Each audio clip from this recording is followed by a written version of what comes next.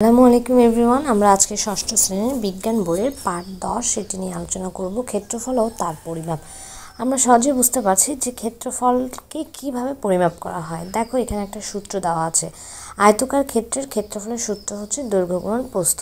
যদি কখনো আয়তকার ক্ষেত্রের ক্ষেত্রফল নির্ণয় করতে বলে, তাহলে আমরা দৈর্ঘ্য এবং প্রস্থ গুণ করলে ক্ষেত্রফলের মানটা চলে আসবে। এই সূত্রটা মাথায় রেখে দাও। যদিও আমরা ক্লাস 4-5 থেকে এই সূত্রগুলো পড়ে আসছি।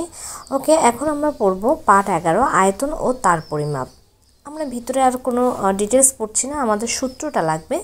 দেখো, সূত্র দেওয়া আছে আয়তন সমান ক্ষেত্রফল গুণ উচ্চতা। বা ক্ষেত্রফলকে যদি আমরা ভাঙি, আমরা একটু আগে বললাম ক্ষেত্রফল হচ্ছে দৈর্ঘ্য গুণ প্রস্থ, তাহলে ক্ষেত্রফলের জায়গায় যদি আমরা দৈর্ঘ্য গুণ প্রস্থ লিখি, তাহলে তার সাথে গুণ উচ্চতাও আছে।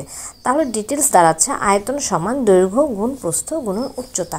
এগুলো থেকে এমসিকিউ আসে। হ্যাঁ, যদি তোমাদের কখনো এমসিকিউ আসে যে নিম্নের কোণটি আয়তনের সূত্র, যদি এটা দেওয়া নিম্নের কোণটি আয়তনের সূত্র যদি শুধু দেওয়া থাকে ক্ষেত্রফল গুণ উচ্চতা, দৈর্ঘ্য গুণ প্রস্থ বা উচ্চতা গুণ প্রস্থ, তাহলে আনসার কিন্তু হবে ক্ষেত্রফল গুণ উচ্চতা। ওকে, আবার যদি কখনো দেওয়া থাকে যে দৈর্ঘ্য গুণ প্রস্থ গুণ উচ্চতা, তাহলে এটাও কিন্তু আনসার হবে।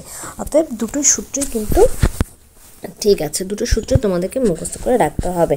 এরপরে এখানে কিছু আন্তর্জাতিক পদ্ধতিতে আয়তনের এককের নাম হচ্ছে ঘনমিটার, এটা মাথায় রেখে দাও।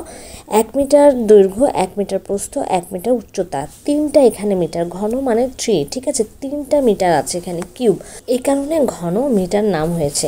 এখন বলেছে 1 মিটার দৈর্ঘ্য, 1 মিটার প্রস্থ, 1 মিটার উচ্চতা বিশিষ্ট একটা ঘনক্ষেত্র যে জায়গা দখল করে তা হলো 1 ঘনমিটার। 1 ঘনমিটার সমান 1 মিটার গুণন 1 মিটার গুণন 1 মিটার, মানে 3টা মিটার যখন গুণ হয় তখন সেটা ঘনমিটার। 3টা সেন্টিমিটার যখন গুণ হবে তখন হবে ঘন সেন্টিমিটার। এক কথায় 3টি একক যখন গুণ হয় তখন সেটা ঘন একক হয়, ঠিক আছে। এরপরে দেখো বলা আছে সিজিএস পদ্ধতিতে আয়তনের একক ঘন সেন্টিমিটার, একে সংক্ষেপে সিসিসি বলা হয়। তরল পদার্থের আয়তন মাপা হয় লিটারে। 1000 সিসি সমান 1 লিটার, এটা মুখস্থ করে রাখো। 1 সিসিকে 1 মিলিলিটারও বলা হয়, সুতরাং 1 লিটার সমান 1000 সিসি বা 1000 মিলিলিটার। ওকে, তাহলে আমরা মোটামুটি আজকে ক্ষেত্রফল, তার মাপ এবং আয়তন ও তার মাপ সম্পর্কে জেনে গেলাম। এবং এখান থেকে এমসিকিউ আসবে, সো ভালো করে তোমরা পড়বে। এর পরের পার্ট 12 আমরা পড়ব পরের ভিডিওতে ইনশাল্লাহ। তো আজকে এই পর্যন্তই। তোমরা যারা আমার চ্যানেলে নতুন, সাবস্ক্রাইব করে দিও, আর যারা করেছো তাদেরকে আন্তরিক ধন্যবাদ।